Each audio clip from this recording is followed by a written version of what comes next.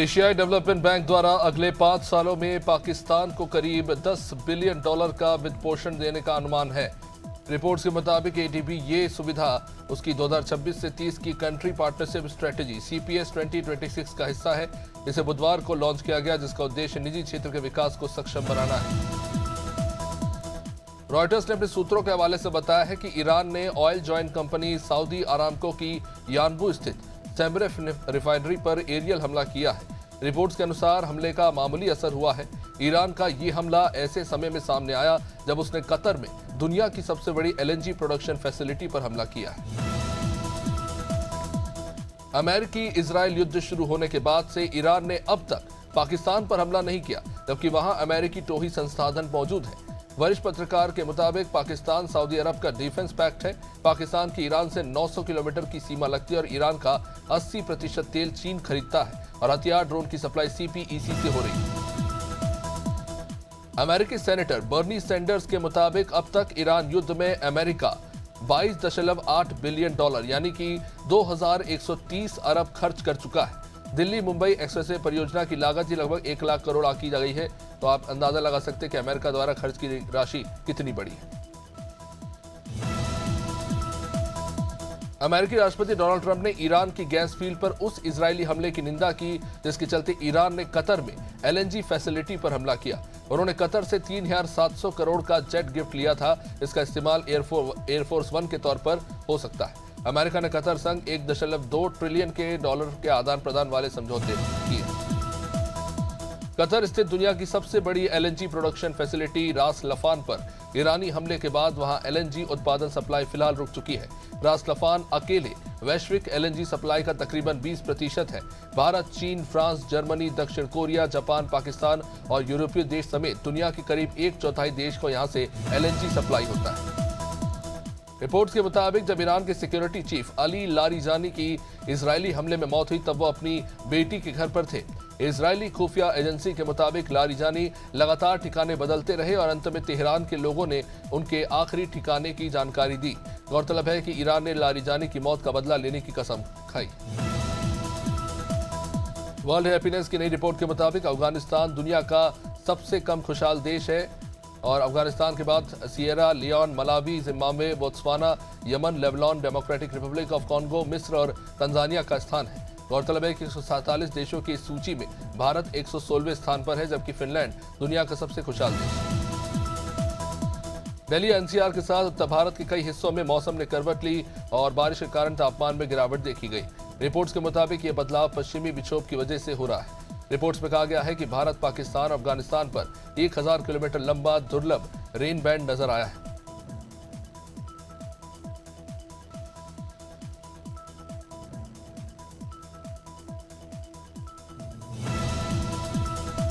बिहार के मोकामा से JDU विधायक और बाहुबली अनंत सिंह को दुलारचंद हत्याकांड में गुरुवार को जमानत मिल गई।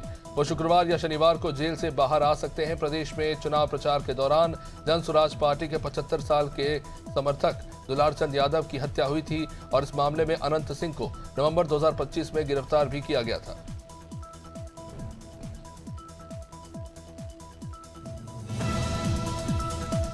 दिल्ली सरकार ने यमुना निरीक्षण के लिए 6.20 करोड़ की लागत से 2 हाईटेक नावों का टेंडर जारी किया है। इन नावों में AC केबिन, VIP सीट और तमाम अन्य सुविधाएं होंगी।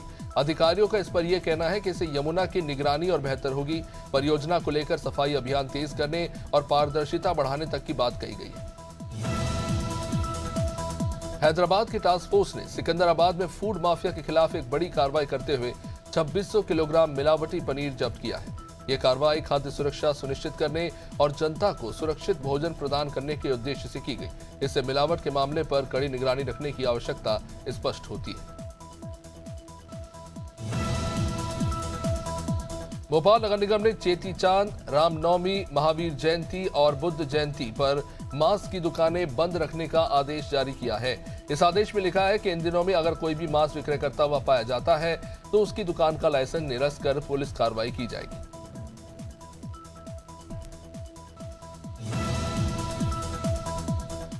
वर्ल्ड हैप्पीनेस रिपोर्ट 2026 में भारत 116वें स्थान पर है। पाकिस्तान इस सूची में 104वें नंबर पर है, जबकि नेपाल 99वें स्थान पर है। खुशहाल देशों की लिस्ट में बांग्लादेश का स्थान 127वां है और श्रीलंका 134वें नंबर पर है। इस सूची में चीन को 65वां, म्यांमार को 129वां स्थान प्राप्त हुआ। भारत अपनी जरूरत की लगभग 47% गैस कतर से, जबकि यूएई से 24% और अमेरिका से लगभग 11% मंगवाता रहा है। कतर में दुनिया की सबसे बड़ी एलएनजी प्रोडक्शन फैसिलिटी पर हमले के बाद अगर वहां गैस उत्पादन लंबे समय तक बंद रहा तो भारत को दूसरी जगहों से ऊंचे दामों पर गैस खरीदना पड़ सकता है। गुना में जहर खाने के बाद 20 साल के जॉन पारदी को अस्पताल लाया गया, जहां आरोप है कि डॉक्टरों ने बिना पर्याप्त जांच किए उसे मृत घोषित कर दिया। पोस्टमार्टम के लिए उसे भेजा गया था, जब मुर्दाघर में जब उसे होश आया तो बिना कपड़ों के ही वहां से भागने लगा और कहा अगर होश नहीं आता तो डॉक्टर मुझे वैसे ही जिंदा चीर देते। यूपी के इटावा में एक चाय विक्रेता को 1.6 लाख का बिजली बिल मिलने के बाद कथित तौर पर हार्ट अटैक आने से उनकी मौत हो गई। उन्होंने कई बार अधिकारियों से बिल की दोबारा जांच करवाने की गुहार लगाई थी, लेकिन कार्रवाई नहीं की गई। उनकी मौत के बाद स्थानीय लोगों ने एसडीओ कार्यालय के सामने जमकर विरोध प्रदर्शन किया है।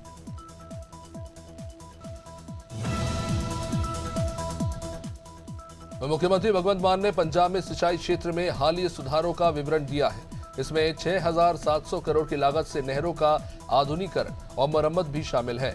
उनके अनुसार किसानों को अब भाखड़ा नहर के बराबर पानी उपलब्ध कराया जा रहा है, जिससे कृषि उत्पादन में वृद्धि की संभावनाएं बढ़ रही हैं।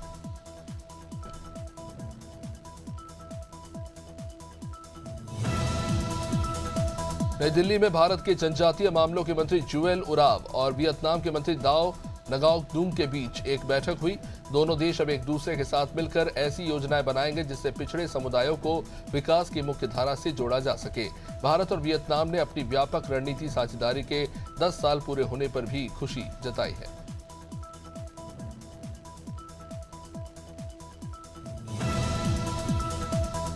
बुलंदशहर में बेमौसम बारिश से किसानों की चिंता बढ़ रही है। लगातार हो रही बारिश से खेतों में खड़ी फसल प्रभावित हुई। गेहूं की फसल कई जगह गिर गई है। सरसों की कटी हुई फसल भीगने से भी काफी नुकसान की आशंका है। आलू की खुदाई पर भी इसका असर पड़ सकता है। गलियों और सड़कों पर जलभराव तो है ही, लोग घरों में कैद रहने को मजबूर हैं, जरूरी काम से बाहर नहीं निकल पा रहे। बुलंदशहर के खुर्जा क्षेत्र में शिक्षिका की बेरहमी, जहां एक कक्षा 7वीं के छात्र की बड़ी ही बेरहमी से उसने पिटाई की। डंडे से पीटने और सिर पर मारने की बात सामने आई है। छात्र के शरीर पर कई चोट के निशान हैं। सिर में गंभीर चोट की जानकारी मिली है। परिवार वालों में भारी आक्रोश है। आरोपी शिक्षिका पर अब कार्रवाई की मांग हो रही है। संभल में फर्जी कंपनी बनाकर ठगी का बड़ा मामला। लोगों से प्लॉट और डबल पैसा देने का झांसा देकर एमएस गोल्ड माइंस वर्ल्ड नाम से निवेश कराया गया। लाखों रुपए जमा कराए गए, न प्लॉट मिला न पैसा। पैसे मांगने पर धमकी और मारपीट तक का आरोप अब लगा है। पीड़ित एसपी कार्यालय पहुंचे थे, जहां पुलिस से अब कार्रवाई की मांग हो रही है। शहडोल में भाजपा नेता के घर के बाहर से कूलर ही चोरी हो गया। सुबह अज्ञात चोर वारदात को अंजाम देकर वहां से फरार हो गए। कुर्ता पायजामा पहना युवक कंधे पर कूलर रखकर वहां से भागता नजर आया। ये पूरी घटना वहां लगे सीसीटीवी में कैद हुई है, जो अब सोशल मीडिया पर वायरल हो रही है। मोहन सोनी की शिकायत पर फिलहाल मामला दर्ज हुआ है। पुलिस फुटेज के आधार पर जांच में जुटी है। औरैया में पुलिस का ऑपरेशन लंगड़ा जारी है। चेकिंग के दौरान पुलिस और बदमाशों में मुठभेड़ हुई। शातिर अपराधी अनुज यादव के पैर में गोली लगी। 3 अन्य गिरफ्तार किए गए, जहां पुलिस को देख बदमाशों ने फायरिंग शुरू कर दी। एक ही बाइक पर चोर सवार थे। आरोपी पर पहले से कई मुकदमे दर्ज हैं।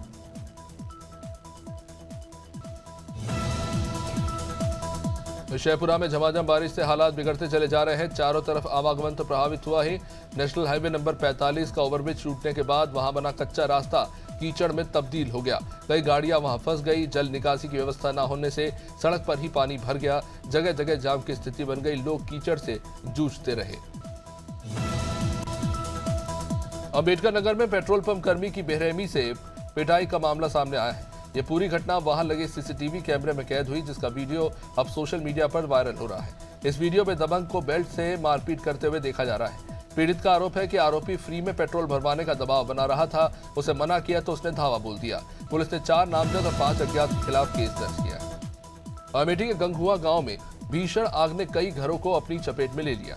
यह आग इतनी भयानक थी कि देखते ही देखते लपटों ने 2 से 3 घरों को जला दिया। घरों में बंधे मवेशी भी इसकी चपेट में आ गए।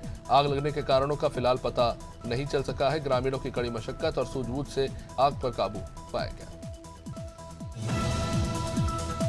अमेठी में नाबालिग किशोरी से जबरन विवाह कराने का मामला सामने आया। आरोप है कि दबंगों ने मिलकर किशोरी पर दबाव बनाया और उसकी मर्जी के खिलाफ उसकी शादी करवा दी। परिवार वालों और पीड़िता की आवाज दबाने की कोशिश की गई। मामला बाजार शुकुल थाना क्षेत्र का बताया जा रहा है। पुलिस ने 2 ग्राम प्रधानों के खिलाफ मुकदमा दर्ज कर जांच शुरू कर दी है। घटना से इलाके में सनसनी फैली। अयोध्या में विशेष पुनरीक्षण अभियान 2026 की समीक्षा की गई। मुख्य निर्वाचन अधिकारी नवदीप रिडवा ने बैठक में मतदाता सूची अपडेट और शिकायत निस्तारण पर चर्चा की। जिले में 15 लाख से भी ज्यादा मतदाता दर्ज हैं, जिनमें से तकरीबन 4,85,000 को नोटिस जारी किए गए। प्रशासन के मुताबिक 99% नोटिस वितरित हो चुके हैं। गोसाईगंज में 100% सुनवाई पूरी होने पर सराहना भी हुई है। बलिया में जमीनी विवाद को लेकर दबंगों की गुंडागर्दी सामने आई। पड़ोसियों ने मिलकर एक परिवार पर जानलेवा हमला बोल दिया। धारदार हथियार और डंडों से बुरी तरह से मारपीट की गई, जिसमें कई लोग घायल हो गए। पीड़ित परिवार अब दहशत में है और पुलिस से कार्रवाई की मांग हो रही है। ये घटना हल्दी थाना क्षेत्र के धर्मपुरा गांव की है। आरोपियों ने पुराने विवाद को लेकर हमला किया था।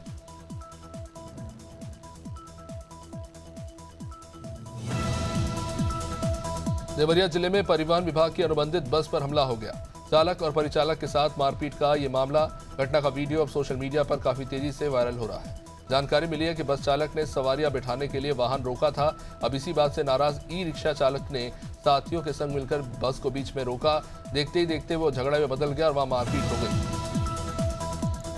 रात के अंधेरे में घर में घुसकर गुंडा टैक्स मांगने वाले 3 शातिर बदमाश अब गिरफ्तार हो गए। फरियादी से इन लोगों ने 1 लाख रुपए की डिमांड की थी और पैसे ना देने पर गाली गलौच और जान से मारने की धमकी दी। पुलिस ने चुन्नू उर्फ मनीष शर्मा, मोहित उर्फ भाऊ द्विवेदी और लवदीप सिंह को पकड़ा है। सभी आरोपियों को जेल पहुंचा दिया गया है। फतेहपुर जिले में ईद को लेकर सुरक्षा व्यवस्था सख्त है। जिला प्रशासन और पुलिस फोर्स ने शहर में फ्लैग मार्च किया। डीएम और एसपी की मौजूदगी में आबू नगर से लेकर पत्थर कटा चौराहे तक पैदल गश्त हुए। संवेदनशील इलाकों में ड्रोन से निगरानी की जा रही है। डीएम रविंद्र सिंह ने कहा कि सुरक्षा के पुख्ता इंतजाम किए गए।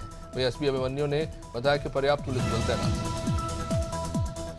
देवेंद्र नगर में इंडियन गैस व्यवस्था पर गंभीर आरोप लगे हैं। लोगों को घंटों लाइन में लगकर इंतजार करना पड़ रहा है। उपभोक्ताओं ने कालाबाजारी का आरोप लगाया है। मुकेश कुमार खरे ने बताया कि बिना बुकिंग के ही उनके नाम पर सिलेंडर डिलीवर भी दिखा दिया गया, जबकि उन्हें गैस मिली ही नहीं। इससे लोगों में जबरदस्त नाराजगी है। गैस एजेंसी की कार्यप्रणाली को लेकर सवाल उठ रहे हैं। एसपी डॉक्टर यशवीर सिंह के निर्देशन में पुलिस को एक बड़ी सफलता हाथ लगी। कप्तानगंज और नगर एसओजी टीम ने महिला चोर गैंग का पर्दाफाश किया। दुर्गा मंदिर के पास दबिश देकर 4 शातिर महिलाओं को गिरफ्तार कर लिया गया। इन आरोपियों से सोने की चेन, 20,000 से ज्यादा कैश बरामद हुआ। मंदिर में जलाभिषेक के दौरान चेन काटने का अब खुलासा हुआ है।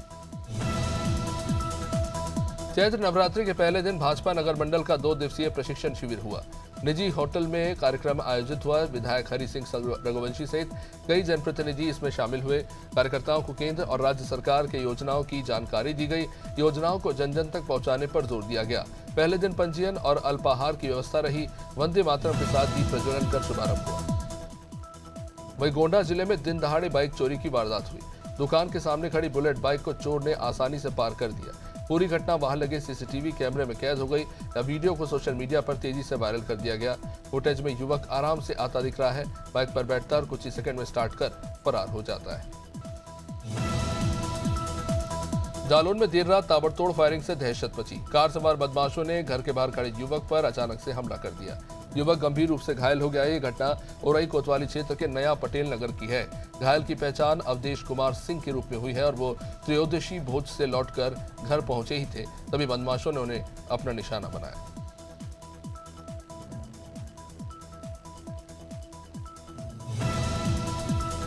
मंडीदीप नेशनल हाईवे 45 पर लापरवाही उजागर हुई है। ब्रिज पर स्ट्रीट लाइट केबल में भीषण आग लग गई। आग के साथ धमाके हुए और पूरे मार्ग की लाइटें बंद हो गई। वीडियो में तारों से उठती चिंगारियां और लपटें साफ देखी गई हैं। बड़ा हादसा होते होते बचा है। स्थानीय लोगों ने घटिया निर्माण और भ्रष्टाचार का आरोप लगाया है। कम गुणवत्ता वाले सामान के इस्तेमाल की बात सामने आई है।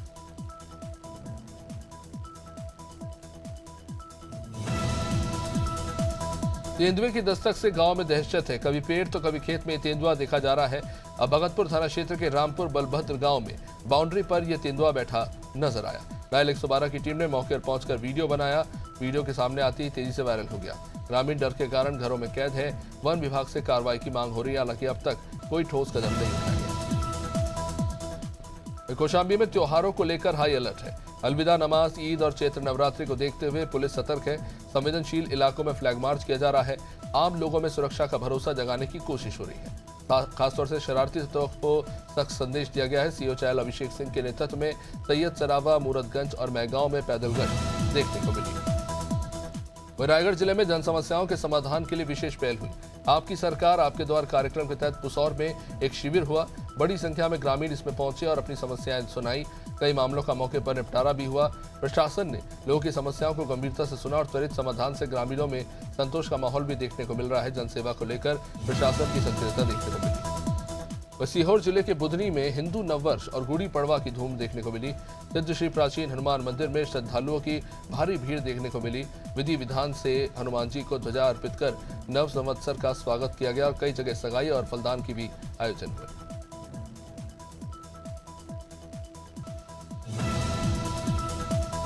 अंबर नदी में मिले अज्ञात युवक के शव की पहचान हुई है, जहां हत्या का मामला दर्ज किया गया है। भैरुंदा थाना क्षेत्र के नंदगांव के पास पुल के नीचे शव पाया गया। पुलिस ने मर्ग कायम कर फिलहाल जांच शुरू की थी। डॉक्टर के पैनल से पोस्टमार्टम कराया गया, जहां पहचान न होने पर युवती को दफनाया गया। अब शिनाख्त के बाद मामला संदिग्ध सामने आ रहा है। पुलिस कार्रवाई में जुटी। अजगैन थाना क्षेत्र के चमरोली गांव में युवक का शव मिलने से सनसनी फैली। खेत में शव मिलने से इलाके में हड़कंप मचा। मृतक की पहचान श्रीकांत के रूप में हुई है। 2 दिन से वो लापता था। पेशे से ट्रक चालक था। परिवार में मातम का माहौल है। मां ने बहू पर हत्या का आरोप लगाया है। मामला नया मोड़ लेता हुआ दिख रहा है, जहां पुलिस की जांच अभी भी जारी है। बस्ती जनपद में गैस किल्लत के बीच चोरों का ये नया कारनामा। ये घर से रसोई गैस सिलेंडर ही चुरा ले गए। पूरी घटना वहां लगे सीसीटीवी में कैद हुई। वीडियो सोशल मीडिया पर वायरल है। फुटेज में युवक गेट से अंदर आता है। उस वक्त घर में महिला अकेली थी। चोर मौका पाकर सिलेंडर उठाकर वहां से भागने लगता है। घटना कोतवाली थाना क्षेत्र के राहुल पाल के घर की है। चैत्र नवरात्रि के पावन पर्व का दूसरा दिन, जहां देश भर के शक्तिपीठों और मंदिरों में सुबह से ही भक्तों का सैलाब उमड़ा। नवरात्रि के दूसरे दिन मां ब्रह्मचारिणी की आराधना की जा रही है। यह दिन तप, त्याग और संयम और साधना का प्रतीक है। मान्यता है कि ब्रह्मचारिणी माता की सच्चे मन से पूजा करने से मनचाहा वरदान प्राप्त होता है। उत्तरकाशी में नवरात्रि के पावन अवसर पर गंगोत्री मंदिर समिति ने गंगोत्री धाम के कपाट खोलने की तिथि की घोषणा कर दी। आने वाली 18 तारीख को शीतकालीन प्रवास मुखवा से मां गंगा की पवित्र डोली भव्य यात्रा के रूप में रवाना होगी, जो श्रद्धालुओं के लिए विशेष आकर्षण का केंद्र बनेगी। यात्रा भैरव घाटी मंदिर पहुंचेगी, जहां रात्रि विश्राम और विधिवत पूजा अर्चना के बाद अगले दिन निकलेगी। इंदौर के बाढ़गंगा इलाके में हुए हत्याकांड के 3 मुख्य आरोपियों को जबलपुर और इंदौर पुलिस की संयुक्त कार्रवाई में गिरफ्तार कर लिया गया। जमीन विवाद के चलते उसने अपने ही चाचा की लाठी, डंडों और गर्म रॉड से बड़ी बेरहमी से हत्या करने के बाद आरोपी 17 जनवरी से फरार हो गया। सीएसपी रितेश कुमार शिव के अनुसार मुख्य आरोपी शशिकांत अपने सास के घर लाटगंज थाना क्षेत्र में छुपा हुआ था।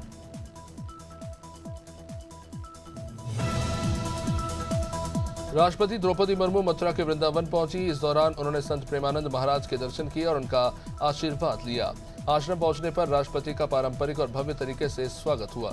इस दौरान महामहिम और संत प्रेमानंद महाराज के बीच एकांतिक वार्ता भी हुई, जिसमें आध्यात्म, सेवा, जन कल्याण जैसे कई महत्वपूर्ण विषयों पर गहन चर्चा की गई।